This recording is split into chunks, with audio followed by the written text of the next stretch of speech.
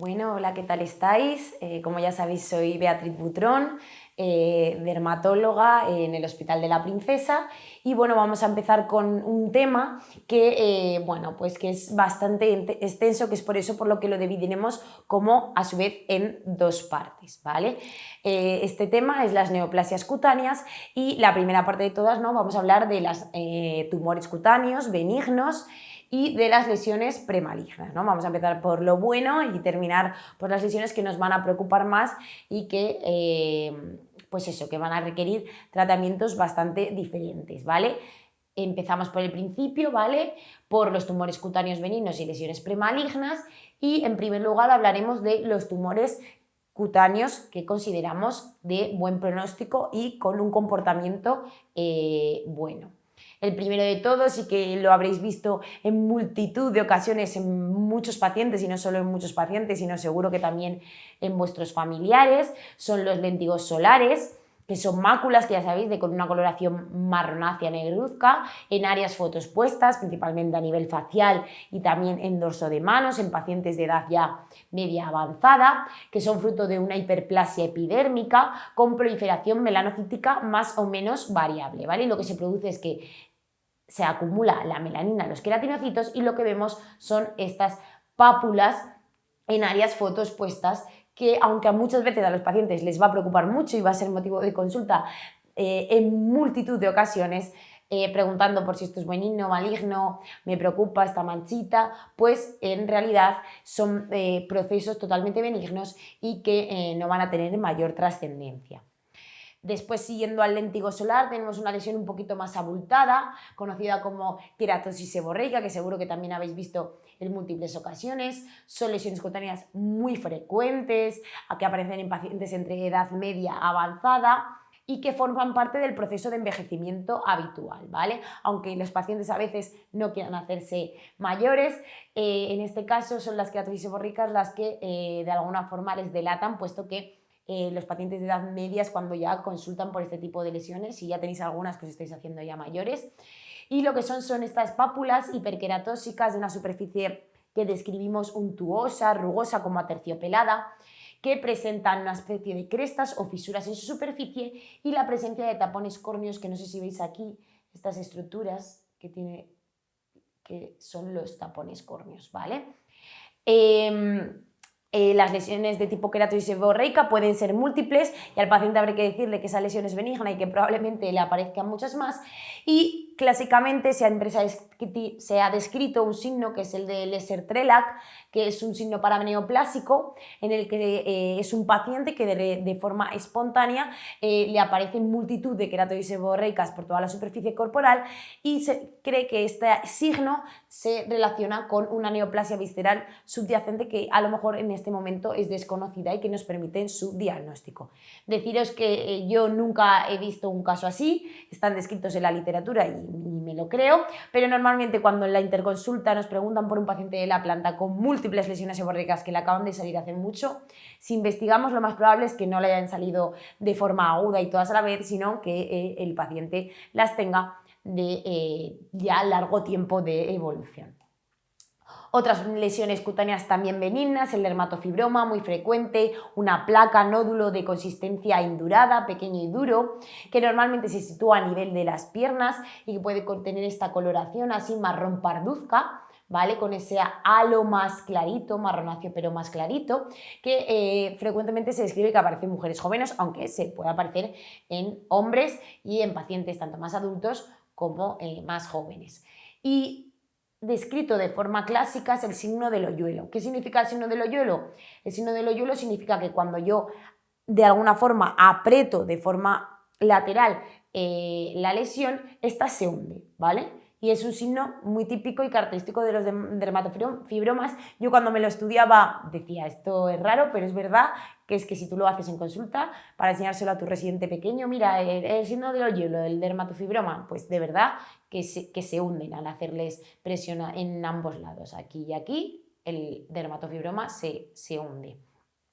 Y luego, entre las lesiones quísticas, ¿vale? Encontramos principalmente, y el gran conocido en todo el mundo médico, que es el quiste epidermoide, que mal llamada se llama quiste sebáceo, pero que no ese es el nombre es quiste epidérmico o epidermoide. Es una lesión quística muy frecuente, totalmente benigna, que aparece en forma de nódulo o pápula dérmica o subcutánea y circunscrita, principalmente en tronco y a nivel facial, ¿vale? Las lesiones de tipo quiste epidermoide derivan del folículo, ¿vale? Por eso tampoco tiene mucho sentido el concepto de quiste sebáceo, ¿vale? Es un quiste que deriva del infundíbulo folicular y, por tanto, pues bueno, no tiene tanta relación con la glándula sebácea, ¿vale? Muy frecuente en los quistes epidérmicos observar esto y esto, que son opérculos de apertura por los que el quiste puede drenar queratina, que es lo que tiene en su interior.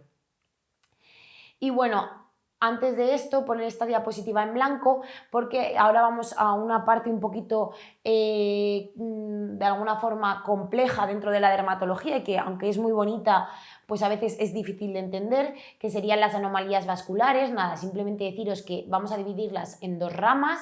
Una primera rama que serían los tumores, ¿vale? Así, los tumores, ¿vale? Y otra que serían las malformaciones, ¿vale? Las malformaciones, ¿vale? Los tumores se caracterizan por proliferación de células endoteliales, ¿vale? Y normalmente pueden tener una fase más de crecimiento y de aumento de tamaño y unas fases más involutivas. Las malformaciones lo que son normalmente alteraciones en las estructuras vasculares que aparecen desde el nacimiento y que lo habitual de las malformaciones es que tiendan a un empeoramiento con el paso del tiempo. Principalmente las malformaciones las dividiremos en capilares, linfáticas, linfáticas o mixtas, ¿vale? Y dentro de los tumores, el principal y el más característico de los tumores vasculares es el hemangioma infantil, ¿vale? También hablaremos del hemangioma congénito y de otros dos tumores, pero sobre todo el más importante es el hemangioma infantil. Pero quedaros en cuenta con estas dos ramas que van a dividir a las anomalías vasculares en dos. Por un lado, lo que os decía, tumores vasculares, ¿vale? Tumores, es decir, proliferaciones. El primero de todos y más importante, tanto por su frecuencia como por a día de hoy, es un tumor que de alguna forma pues está muy en interés en el mundo de la dermatología, que es el hemangioma infantil, ¿vale? El hemangioma infantil normalmente aparece aproximadamente a las pocas semanas del nacimiento, aunque ya puede existir una lesión precursora cuando el bebé nace, ¿vale? Y se caracterizan porque tienen una fase rápida de crecimiento, ¿vale? Que dura, la fase más rápida de todas dura entre 5 y 8 semanas y al final terminan de crecer como a los 3-6 meses y después una fase involutiva, ¿vale? Esta sería la imagen cuando el hemangioma infantil está creciendo, ¿no? Y luego, como veis aquí, una fase ya más de involución en el que se ven áreas en las que el tumor vascular, en este caso el hemangioma infantil, está regresando, ¿vale? El hemangioma infantil es el tumor benigno más frecuente en la infancia, se ha relacionado con pacientes con bebés prematuros y de bajo peso al nacer, y podemos dividirlos en superficiales, profundos y mixtos, es decir, los mixtos tendrían un componente superficial y un componente profundo. Como características desde un punto de vista más inmunohistoquímico, son positivos para GLUT1. Esta puede resultar a lo mejor demasiado complejo, pero es importante en el sentido que los va a diferenciar de las malformaciones, que a veces es complejo de diferenciarlo. Cuando nace un bebé y presenta una lesión vascular, a veces es complejo distinguir si es una tumoración vascular y va a tener un buen pronóstico con una fase más de crecimiento y una fase más de involución que va a llevar a una resolución de la lesión, o va a ser una malformación que por tanto va a persistir en el tiempo y probablemente empeore. Y una forma de distinguirlos con una biopsia en la que, si teñimos con técnicas inmunohistoquímicas, veríamos que sería positivo los tumores vasculares, y en este caso el hemangioma infantil, y negativo las malformaciones. Posteriormente os lo volveré a comentar para que os quede claro este concepto. A día de hoy tenemos varios tratamientos para el hemangioma infantil, Os preguntaréis, ¿me estás diciendo que se autorresuelve solo? ¿Por qué existen tratamientos? Bueno, pues porque hay hemangiomas infantiles que se sitúan en localizaciones en los que, a pesar de que se resuelva el tumor, quedan esa pequeña lesión residual que puede ser estéticamente a veces pues bastante molesta. Luego os pondré algún ejemplo y en estos casos sí que suele estar indicado el tratamiento con propanolol oral o timolol tópico. El propanolol oral se le pone a los niños, os que os pueda parecer raro porque ya sabéis todos que es un betabloqueante que se utiliza como antihipertensivo, pero se ha visto que favorece una resolución más rápida de este tipo de lesiones. El timolol tópico se utiliza menos porque también es menos eficaz, pero también podría ser útil en algunos hemangiomas de menor tamaño.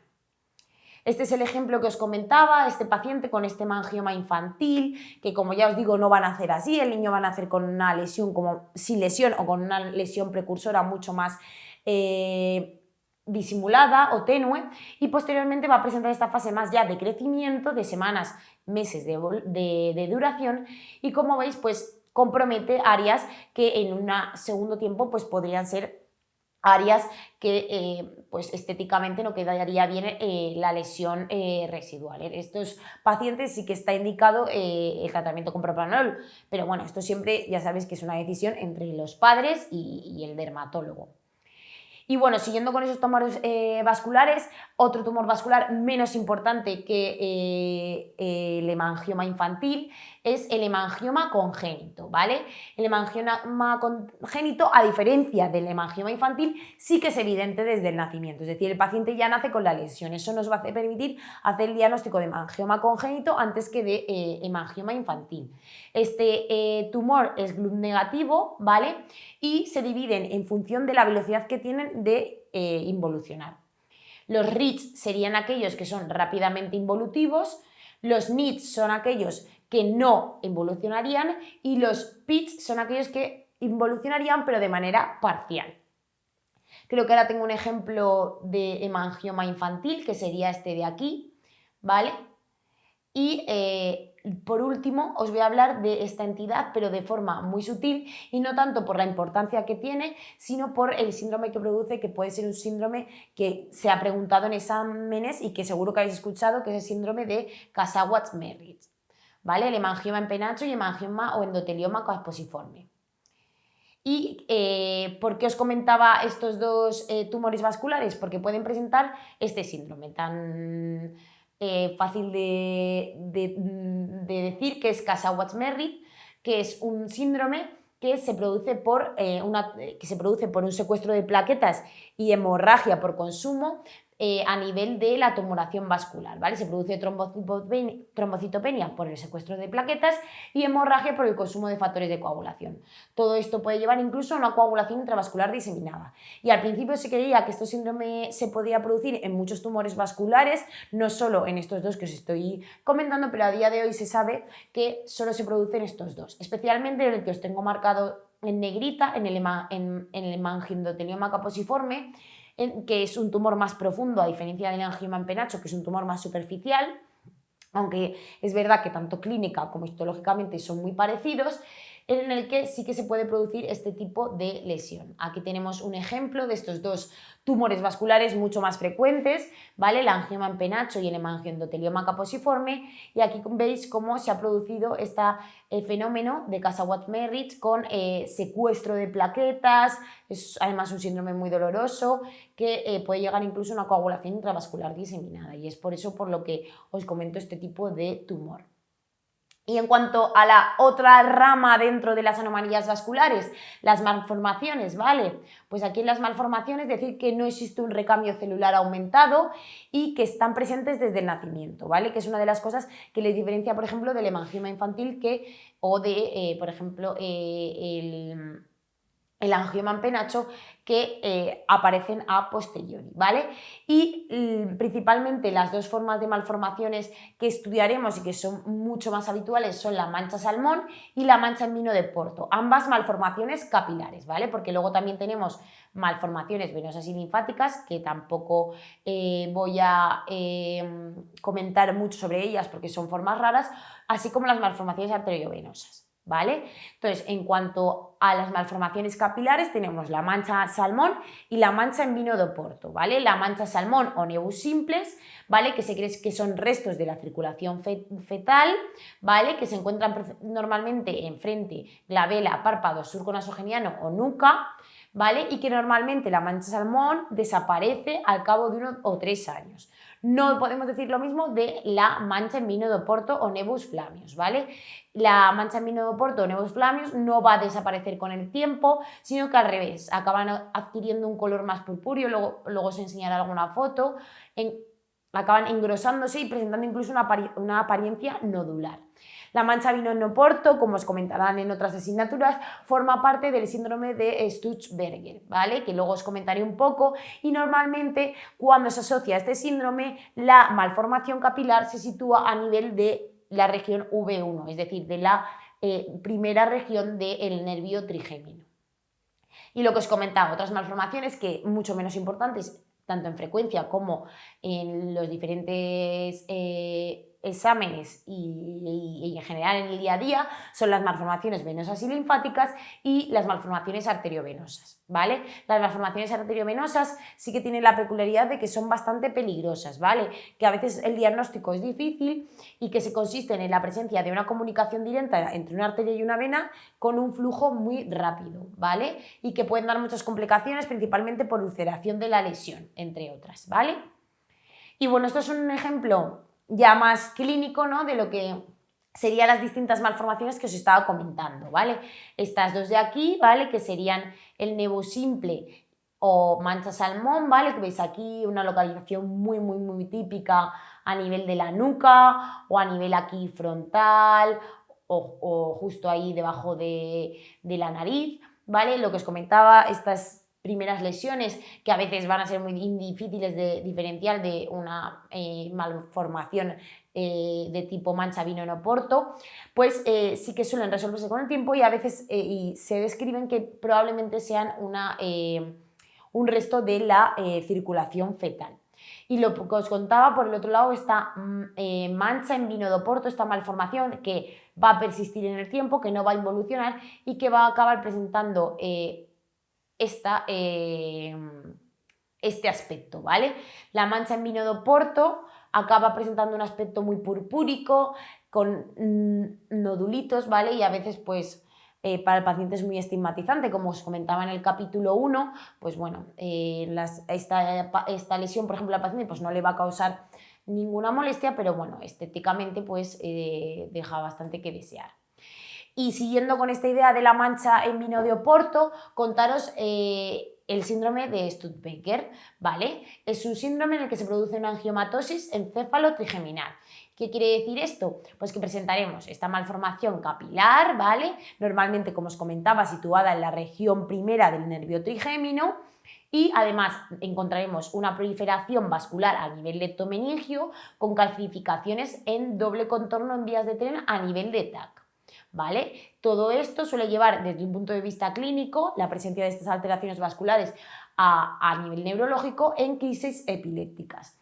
Y por último, este síndrome suele asociar afectaciones oculares como el glaucoma, ¿vale? Fruto también de esa malformación capilar, esa malformación vascular, pues lo que produce es una alteración a nivel del ángulo del ojo, también produciendo glaucoma.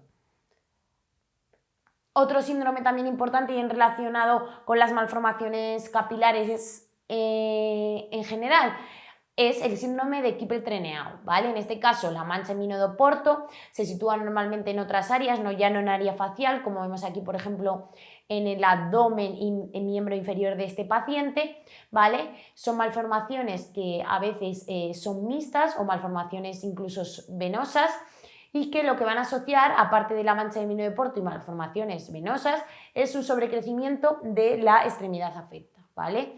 Este es el síndrome de Kiefer-Treneau y el otro el de Stutzberger. Y bueno, simplemente una mención a las malformaciones arteriovenosas, por eso que os comentaba que son más complejas y que a veces incluso pueden ser más peligrosas por esa capacidad de ulceración y de crecimiento progresivo, que bueno, pueden llegar a ser tan mutilantes como en este paciente, ¿no? A nivel del pabellón auricular, ¿no? Ese flujo rápido entre una arteria y una vena, pues genera esta malformación que puede ser a veces pues, bastante peligrosa. Y un poco por volver a lo que os comentaba, que a veces es difícil el diagnóstico entre un hemangioma infantil, que sería un tumor vascular, y una malformación, en este caso una mancha en vino de Oporto, que sería una malformación capilar, pues decir que el hemangioma suele estar ausente en el nacimiento y puede presentar o no una lesión precursora. Sin embargo, la malformación vascular estará presente en el momento del diagnóstico. Por otro lado, los tumores vasculares, en este caso el hemangioma infantil, tiene una involución espontánea. No todos los tumores vasculares la tienen, pero sí el hemangioma infantil. Sin embargo, una malformación capilar lo que va a tener es una persistencia en la edad adulta en forma, pues como os comentaba, una coloración más purpúrica, más infiltrada, con nódulos. Las fases de crecimiento está variable, a veces o casi muchas veces, por no decir siempre, un empeoramiento progresivo, y la positividad para GLUT1 en el caso del hemangioma infantil y GLUT negativo en el caso de las malformaciones vasculares. Y bueno, sé que es bastante compleja esta parte, espero que os haya quedado más o menos clara. Y ahora pasamos a la última parte de este primer tema de neoplasias cutáneas, que son las lesiones premalignas. Las lesiones premalignas son lesiones que consideramos que en un porcentaje más o menos desdeñable pueden desarrollar una tumoración maligna, y es por eso por los que le debemos de tratar en esa fase más incipiente, así como evitar la aparición de las mismas para que no desarrollen posteriormente una lesión maligna y que tenga un tratamiento mucho más agresivo. En cuanto a las lesiones premalignas, bueno, pues todos conocemos la queratosis actínica, que podrá desarrollar como tumor maligno el carcinoma epidermoide, la queilitis actínica situada en el labio, que es un sinónimo de actínica pero a nivel de la mucosa, que también podrá posteriormente desarrollarse en forma de carcinoma epidermoide. El nebus sebáceo, que no está tan claro, que pueda desarrollar posteriormente un vasocelular, un tricloblastoma, y el carcinoma epidermoide in situ, que se conoce con el nombre de enfermedad de Bowen. ¿Vale? Luego tenemos aquí dos síndromes que posteriormente comentaremos, que son síndromes genéticos que generalmente predisponen a la aparición de tumoraciones malignas cutáneas. ¿Vale? No es tanto que sean lesiones premalignas, sino que son síndromes que favorecen la aparición de estas lesiones malignas. Empezamos por la lesión premaligna por excelencia, que es la queratosis actínica. Creo que tengo aquí algunas fotos, ¿no?, para que veáis un poco a qué hago referencia, ¿vale? Luego las escribiremos, pero la queratosis actínica es la presencia de queratinocitos atípicos, ¿vale? Queratinocitos que no nos gustan, pero limitados a la epidermis, ¿vale? Especialmente al estrato basal, ¿vale? Dentro de los estratos de la epidermis, los primeros dañados en una queratosis actínica es el estrato basal. Existe un riesgo no muy amplio de carcinoma epidermoide, pero sí que es muy frecuente, ¿vale? Es muy frecuente pacientes con multitud de queratosis actínicas que en algún momento alguna de esas queratosis actínicas dé el paso y se convierta en un carcinoma epidermoide infiltrante. Las actínicas las encontraremos en áreas fotoexpuestas, la cabeza, muy típico en pacientes alopécicos que presentan esas placas queratóxicas a nivel de cuero cabelludo, en tronco superior también muy frecuente, y también muy frecuente en piernas. Son pápulas eritematosas y con una descamación blanco-amarillenta, ¿vale? Pueden presentar una clínica más hipertrófica, incluso en forma de cuerno cutáneo, que hasta en un 15% de los casos se tratan de carcinomas epidermoides, ¿vale? Y además también pueden presentarse de forma pigmentada o, como os decía, en forma de queilitis actínica cuando la queratosis actínica se encuentra a nivel labial. Este es el ejemplo que os comentaba, este paciente con estas pápulas queratóxicas en áreas fotoexpuestas, ¿no? Probablemente también tendrá a nivel de cuero cabelludo, aunque aquí pues no lo veamos, ¿ves? Aquí sí que, ¿no? Esta cabeza podría corresponder perfectamente a este paciente, o por ejemplo aquí a nivel de la pierna o en el tronco, ¿no?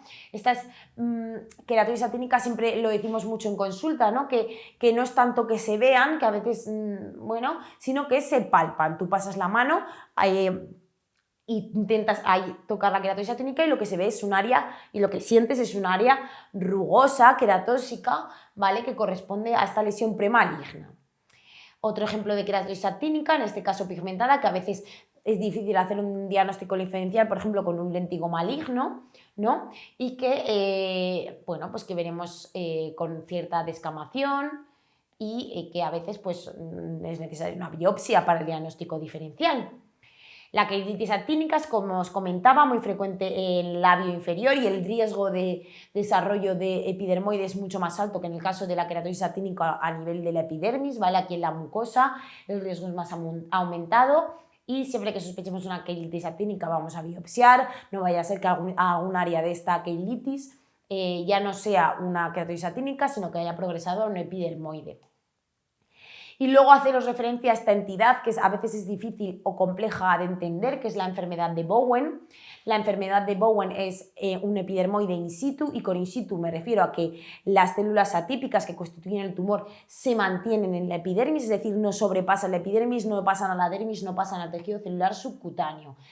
¿Cómo vemos clínicamente una enfermedad de Bowen? Pues así, vemos una placa descamativa eritematosa, así como ligeramente elevada, ¿no? Esto podría ser incluso una placa de psoriasis, ¿no? Pero lógicamente el paciente suele presentar una lesión única en áreas expuestas al sol y en pacientes de edad avanzada, normalmente con un daño solar intenso, ¿vale? Normalmente suelen aparecer de nuevo sobre piel sana, pero también la enfermedad de Bowen o el carcinoma epidermoide in situ pues puede surgir de una queratosis actínica, como ya hemos comentado.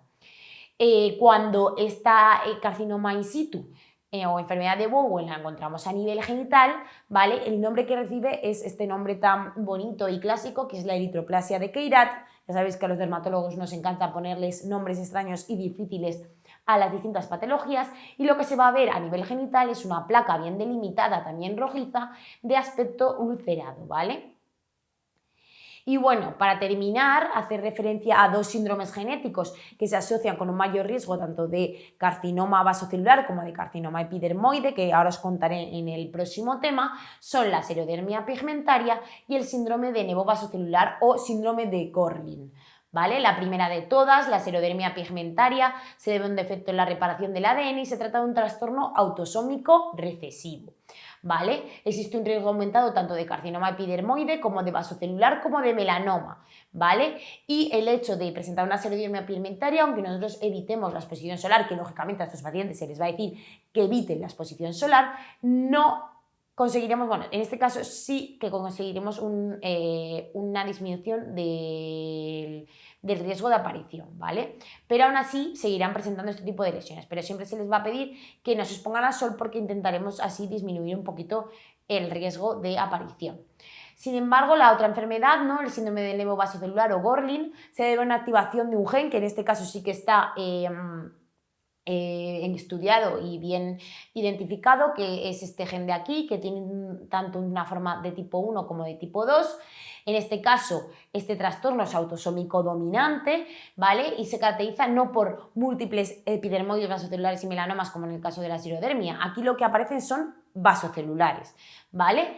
Y generalmente aparecen en áreas protegidas del sol, ¿vale? No es como en el otro, que suelen aparecer en áreas fotoexpuestas, aquí aparecen en áreas protegidas, aunque los Gorlin presentan vasocelulares tanto en áreas fotoexpuestas como en áreas no fotoexpuestas, ¿vale? Y luego además es muy curioso que los pacientes con Gorlin asocian otros signos como son los queratoquistes odontogénicos, los hoyuelos palmoplantares, ¿vale? Siempre iremos a mirar las manos o palmas de un Gorlin porque probablemente puede que tenga presencia de hoyuelos a nivel palmar, que es un hallazgo muy típico en estos pacientes. Pueden presentar a nivel de imagen calcificación de lados del cerebro y así como anomalías esqueléticas. Y a este defecto o este trastorno, como es el síndrome de Gorlin, se le ha asociado a otros tumores como el meduloblastoma. Básicamente entender que la xerodermia pigmentaria sí que parece que los tumores se evitan o se disminuyen su aparición con la evitación de la exposición solar. En el caso del Gorlin no está tan claro, y que en el caso de la primera está aumentado el riesgo de varios tipos de carcinoma cutáneo, tanto no melanoma como melanoma, mientras que en el Gorlin lo que aparecen son múltiples vasocelulares. Y nada, muchas gracias y continuamos con las neoplasias cutáneas en el siguiente tema.